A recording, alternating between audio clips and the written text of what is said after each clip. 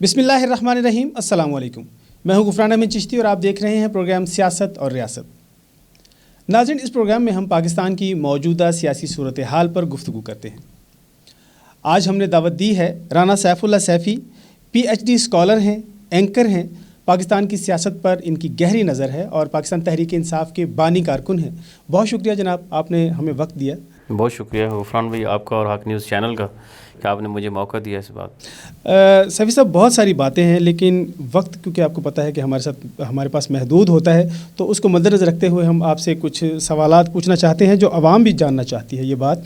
सबसे पहले तो आप ये बताइए कि 100 यूनिट गरीब आवाम को मिल रहा था, तो उसके ऊपर आपको क्या तहफ़्फ़ुज़ात थे? आप सुप्रीम कोर्ट चले गए कि यार गरीब आदमी को 100 यूनिट नहीं मिलना चाहिए, इसके बारे में थोड़ा सा आप हमें आगाह कीजिए। बिस्मिल्लाहिर्रहमानिर्रहीम। सबसे पहली बात तो मैं यहाँ से शुरू करूँगा कि जब इन्होंने 2018 में हुकूमत ख़त्म की थी उस वक्त शदीद लोड शेडिंग थी और शहबाज शरीफ के ये अल्फाज थे कि अगर कल से, यानी जिस दिन उनका आखिरी दिन था, उसने कहा था कि अगर कल से लाइट चली जाए तो उसका मैं ज़िम्मेदार नहीं होऊंगा, क्योंकि बदतरीन लोड शेडिंग थी। जब पाकिस्तान तहरीक इंसाफ की हुकूमत आई, हमने बेसिकली ज़्यादा फोकस जनरेशन से ज़्यादा वो जो लोड शेडिंग को कंट्रोल करने के लिए जो हमने चीज़ें मैनेज की, लोड मैनेजमेंट को बेसिकली हमने मैनेज किया बेहतरीन तरीके से। अच्छा। और जो लाइन लॉसेस थे उनको मैनेज किया, उसको उमर अयूब साहब ने बेहतरीन तरीके से मैनेज करने के बाद आपने देखा कि हमने ग्रेजुअली जो है ना वो लोड शेडिंग को कम किया और एक वक्त आया कि बिल्कुल ज़ीरो लोड शेडिंग होगी।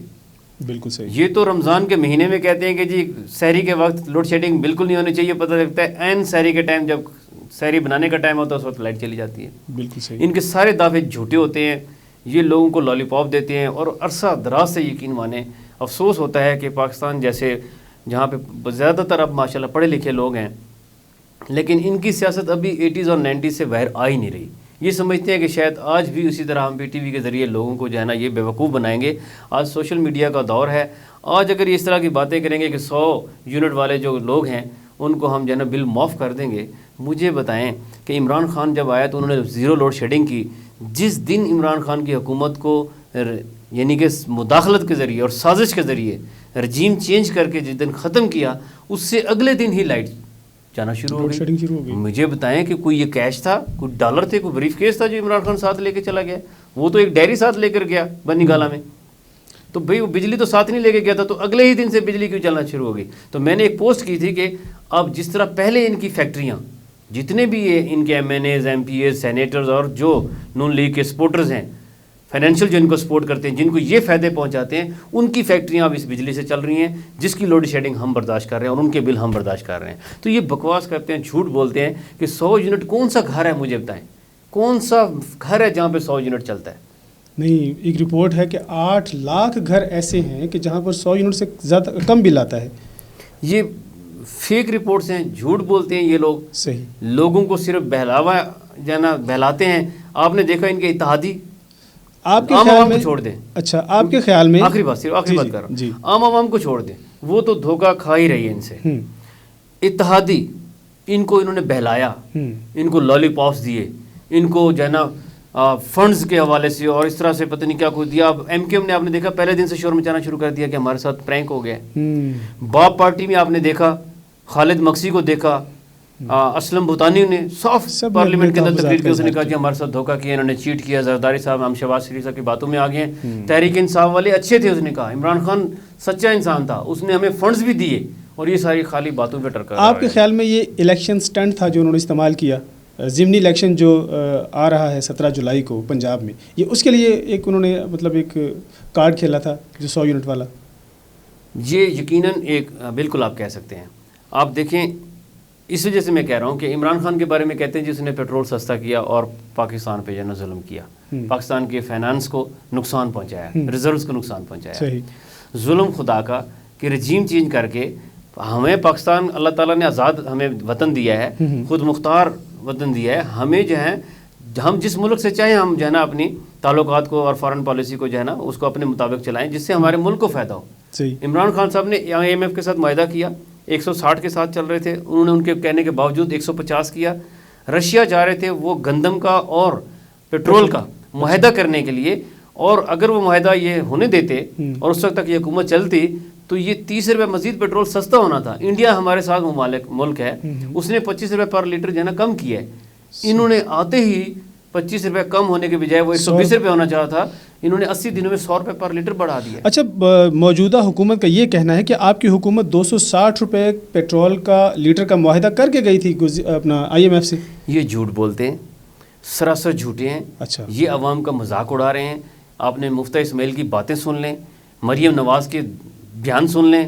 یہ تقریروں میں کہا کرتے تھے اگر 1 روپے لیٹر اگر بڑھ جائے تو میاں صاحب کو بہت تکلیف ہوتی ہے. بالکل, یہ آن دا ریکارڈ ہے, بالکل آن دا ریکارڈ ہے. مفتیٰ اسماعیل کی آپ پریس کانفرنس سن لیں کہ جی 10 روپے لیٹر پہ اگر بڑھا ہے, 5 روپے بڑھا ہے, کہتے تھے یہ ظلم ہے. اب ان کو کوئی بتائے کہ 100 روپے لیٹر, 30 روپے لیٹر, 60 250 سے پیٹرول ہے اور 270 سے 280 روپے ڈیزل ہے.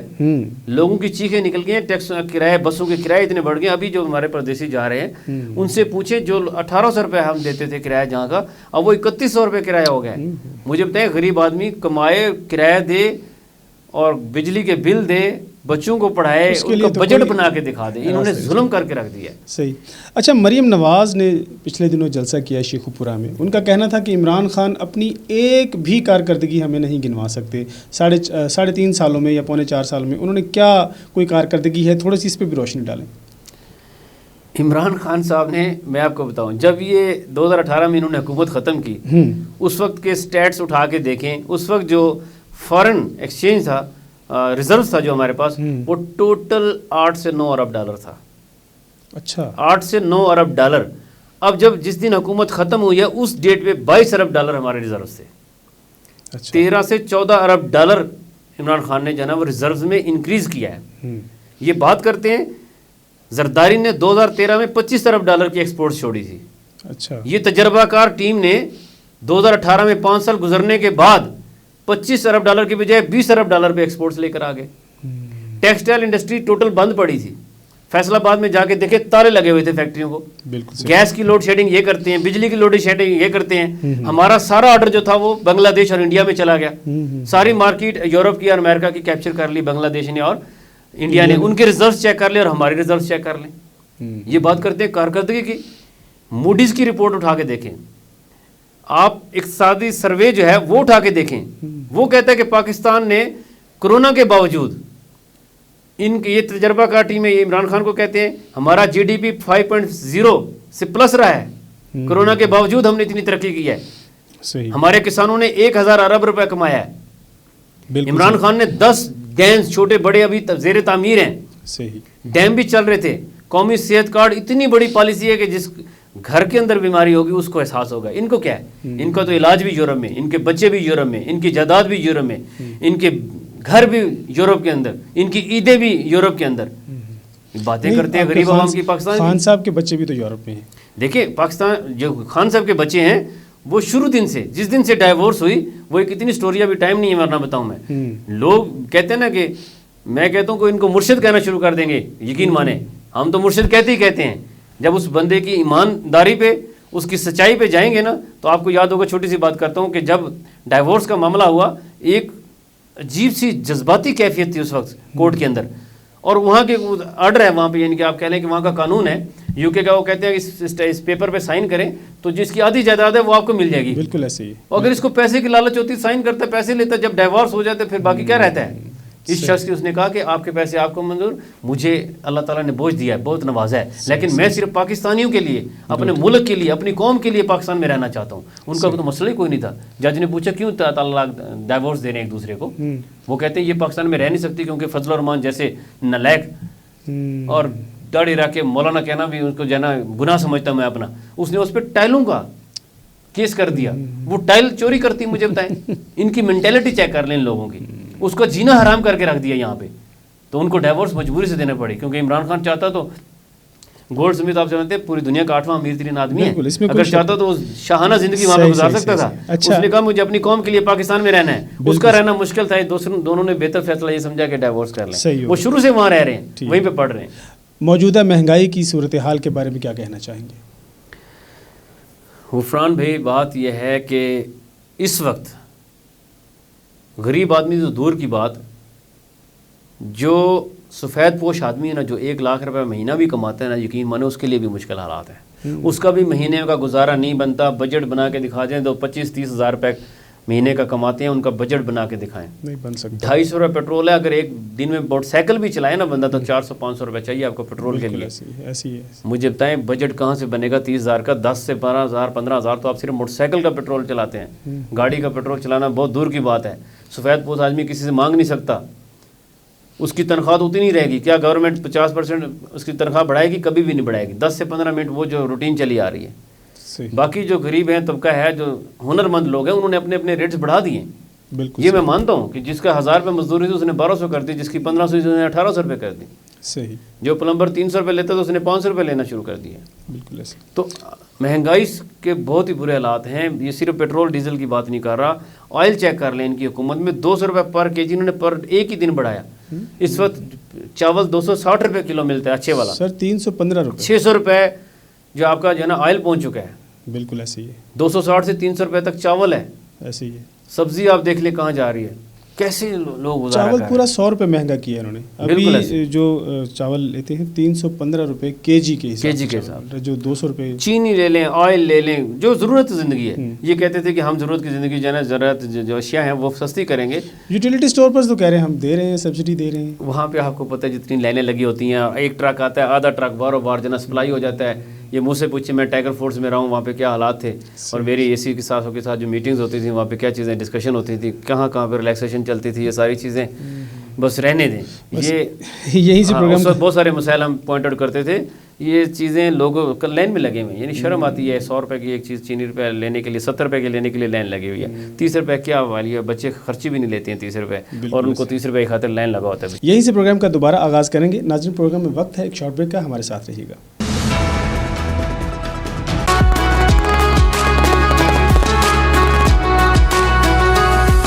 چیئرمین حق میڈیا گروپ محمد تنویر کوکھر کی جانب سے تمام اہل وطن کو عید الاضحیٰ کی خوشیاں مبارک ہوں. حق میڈیا گروپ, حق سچ کی آواز. ویلکم بیک ناظرین, پروگرام کا آغاز کرتے ہیں. اچھا سیفی صاحب, یہ بتائیے کہ ضمنی الیکشن آ رہا ہے 17 جولائی کو پنجاب کا. کیا سمجھتے ہیں کہ پاکستان تحریک انصاف اس میں کیا حکمت عملی اپنائے گی؟ یہ اپنا آپ کے کہنے کے مطابق مسلم لیگ نون جو الیکشن سٹنٹ استعمال کر رہی ہے, جیسے 100 یونٹ والا اور بھی, تو اس کے بارے میں آپ کیا کہنا چاہیں گے؟ آپ کی کیا حکمت عملی ہے؟ پہلے تو میں سب سے پہلے اللہ تعالیٰ کا شکر ادا کرتا ہوں کہ جو ہمارے ریزرو سیٹس کی جو 5 سیٹس تھیں, جو لاہور ہائی کورٹ نے ڈائریکشن دی تھی الیکشن کمیشن کو کہ وہ نوٹیفیکیشن کرے, انہوں نے کافی عرصے نوٹیفیکیشن روکے رکھا. الٹیمیٹلی وہ نوٹیفیکیشن ہو چکا ہے. الحمدللہ ہماری 5 سیٹس اور جو ہیں ریزروز ہو چکی ہیں, جس میں ہمیں فخر ہے کہ راولپنڈی سے ہمارے جو سیمیول بھائی ہیں وہ بھی الحمدللہ اس مخصوص میں نشست میں شامل ہیں. پہلی بات تو یہ ہے کہ ہمیں اس میں ایک ایج ہے الحمدللہ سے.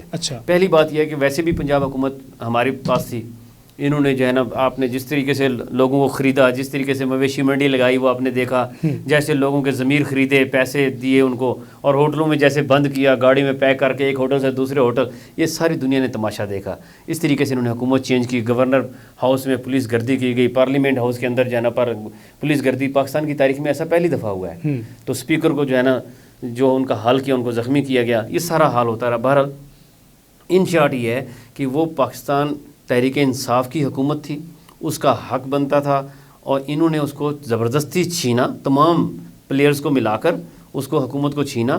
اب 5 جب ہمارے پاس سیٹس آ چکی ہیں, اب صورتحال یہ ہے کہ باقی 20 سیٹس ہیں. 20 سیٹس کے اوپر ضمنی الیکشن ہے. جس طریقے سے عمران خان صاحب کا بیانیہ اور جس طریقے سے لوگ اب سمجھ چکے ہیں, لوگوں یقین مانیں, آپ ریڑھی والے کے پاس چلے جائیں, آپ کسی عام مزدور کے پاس چلے جائیں. میں نے خود یقین مانے انٹرویو کیا ہے, یہ جو ہمارا جلسہ تھا اسلام آباد میں جناب پریڈ گراؤنڈ میں ابھی ہوا ہے جی, تو اس میں یقین مانے مزدور جو ہیں ان سے میں نے جب انٹرویو کیا تو وہ کہہ رہے تھے, وہ ان کی باتیں سن کے اندازہ لگا لیں کہ کتنا لوگ باخبر ہیں اس وقت, کتنا لوگ باشعور ہو چکے ہیں.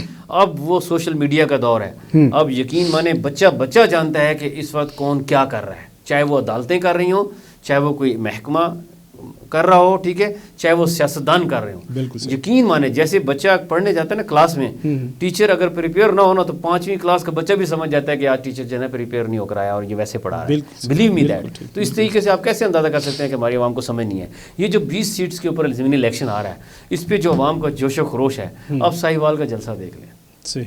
یقین مانے ان کا جلسہ آپ نے دیکھا ساہیوال اکاڑا کا، انہوں نے دیکھا کہ لوگ ہمارے جلسے میں نہیں آئیں گے، ویسے بھی آپ کو یہ 5 بجے کا ٹائم دیتے ہیں اور لوگ 10 بجے یہ ادھر ادھر سے پکڑ کے لاتے ہیں، آدھا جلسہ خالی پڑا ہوتا ہے اور آدھے بیچ میں کرسیاں خالی ہوتی ہیں.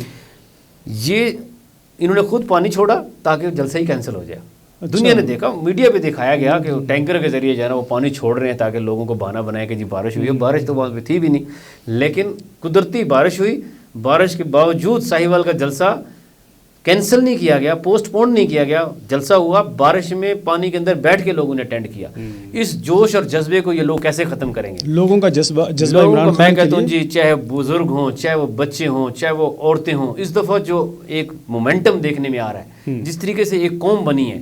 عمران خان کی بھی خواہش تھی تو میرے جیسے ورکر کی بھی ایک خواہش تھی کہ میں ایک اپنے لوگوں کو، آپ کے ساتھ پہلے بھی انٹرویوز میں کہتا رہا ہوں کہ میں قوم دیکھنا چاہتا ہوں. یقین مانیں جس دن یہ قوم ایک بن گئی اور یہ اپنے حقوق کے لیے کھڑی ہو گئی، یقین مانی اس جیسی قوم ہی کی، کیونکہ ہماری قوم خیرات میں دینے میں سب سے آگے ہے، بہت شعور بھی بہت زیادہ ہے. اور الحمدللہ بس اس کو قوم بننے کی ضرورت تھی، اس کو ایک لیڈر کی ضرورت تھی. وہ عمران خان کی صورت میں ملا. آپ دیکھیں گے ضمنی الیکشن میں 20 میں سے 17 سے 18 سیٹیں ہم ان کو مارے. ہمیں ٹوٹل 13 چاہیے اس وقت حکومت بنانے کے لیے. ہم ان کو 17-18 سیٹیں جیت کے دکھائیں گے انشاءاللہ. آپ دیکھیے گا صحیح. جو مومنٹم بنا ہوا ہے اس میں مسلم لیگ نون کا بھی ہاتھ ہے، کیونکہ مہنگائی کی وجہ سے ان کی پاپولیرٹی میں بہت کمی آئی ہے. اس کے بارے میں کیا کہنا چاہیں گے؟ مہنگائی کی وجہ سے نہیں، انہوں نے لوگوں کو جھوٹ بولا. اچھا. عوام سے جھوٹ بولا کہ عمران خان مہنگائی کر رہا ہے. عمران خان ہر ہفتے آ کر بتاتا تھا کہ یہ مہنگائی انٹرنیشنل مہنگائی کی وجہ سے ہو رہی ہے، انٹرنیشنل پیٹرول بڑھنے کی وجہ سے ہو رہی ہے، پام آئل کے بڑھنے کی وجہ سے گھی اور آئل اس کی جو ہے نا ریٹ بڑھ رہے ہیں، روس اور یوکرین کی جنگ کی وجہ سے جو ہے نا کچھ جو ہے نا حالات ایسے پیدا ہو گئے جس کی مہنگائی ہو گئی. یہ لوگوں کہتے تھے نہیں مہنگائی اس وجہ سے نہیں ہو رہی ہے، یہ عمران خان جھوٹ بولتا ہے، مہنگائی اس کو چاہیے کم کریں. میرے ساتھ ایک کلیگ تھے، مجھے کہتے تھے کہ جی کچھ بھی ہو، جتنی دنیا میں مہنگائی ہو جائے، انٹرنیشنل ڈالر مہنگا ہو جائے، ان کو چاہیے کہ عوام کو سستا دیں. بالکل ٹھیک. ہم چاہتے ہیں کہ اس وقت عمران خان کی باتوں پہ یقین نہیں تھا، پھر تم لوگ سستا کرتے نا، 150 کی بجائے 100 روپے کرتے نا پیٹرول. 176 کیا عمران خان نے ڈالر، تو آپ 100 پہ لے کے آتے نا. صحیح، بالکل ٹھیک. آپ لوگوں نے تو الٹا عوام کی چیخیں نکال کے رکھ دی ہیں. اب ان کا لوگ جھوٹ پکڑ گئے. اور پھر کچھ ایسے معاملات ہوئے ہیں، ایسے واقعات ہوئے ہیں. رات کو 12 بجے عدالتیں کھلی ہیں. عدالتیں کیوں کھلی ہیں؟ کس کے کہنے پہ کھلی ہیں؟ اس دن کس کا آرڈر چل رہا تھا؟ کس نے ایف آئی اے کو آرڈر دیے کہ ان کے جانا او سی ایل میں نام ڈالے؟ تو اب لوگ جو ہے نا بیسیکلی سمجھ گئے ہیں. اب لوگوں کو سمجھ آ گئی ان لوگوں سے جھوٹ بولا ہے. اب لوگ جو ہیں وہ اس لیے ان کے خلاف ہیں اور وہ پاکستان تحریک انصاف اور عمران خان کے ساتھ کھڑے ہیں. ایک اور خبر آپ سے شیئر کرنا چاہتا ہوں کہ جسٹس جاوید اقبال سن رہے ہیں کہ وہ وعدہ معاف گواہ بننے جا رہے ہیں. کیا یہ خبر ٹھیک ہے؟ پہلے تو مجھے یہ حیرانگی ہو رہی ہے کہ اس پاکستان کے اندر مجھے بتائیں کہ کون ایماندار افسر جو ہے وہ کام کرے گا. اچھا. جو شخص بھی پاکستان اور ریاست سے، کم کہتے ہیں پاکستان ریاست ہے اور دھرتی ماں ہے، اس ماں کے ساتھ جو بھی انصاف کرتا ہے، جو ایمانداری کے ساتھ کام کرتا ہے، یہ ظالم لوگ اس کے ساتھ ظلم کرتے ہیں. میرا نہیں خیال کہ آنے والے وقت میں شاید کوئی بھی ایسا افسر، یعنی کہ ظلم کی انتہا دیکھیں، جو ایف آئی اے کے افسر ان چوروں کی فائلیں تیار کرتے تھے، اب یہ ان کے فیصلے کر رہے ہیں کہ ان کو کہاں ٹرانسفر کرنا ہے اور کہاں نہیں کرنا ہے، کس کو اپوائنٹ کرنا ہے اور کس کو نہیں اپوائنٹ کرنا. انہوں نے آتے ہی اپنے مرضی کے جانا افسر لگا دیا اور وہ ان کو جانا ان کو چھٹی کرا دیا، ان کو ٹرانسفر کرا دیا. تو مجھے بتائیں ایسے ملک کے اندر یا تو وہ جس طرح وہ کسٹم آفیسر تھا، وہ جو ماڈل تھی ایان علی، وہ گھومتی پھر رہی ہے اور جس نے کیس تیار کیا اس کو پنکھے سے لٹکا دیا. ایک اور کا مرڈر ہوا، ڈاکٹر رضوان کا مرڈر ہوا. کیا یہ سارے اتفاقی یا حادثات سے؟ آپ کی حکومت میں نہیں ہوا سارا کچھ؟ پاکستان تحریک انصاف کی حکومت تھی. میں کہتا ہوں کہ جی بالکل ہوئے، لیکن ڈاکٹر رضوان ہے.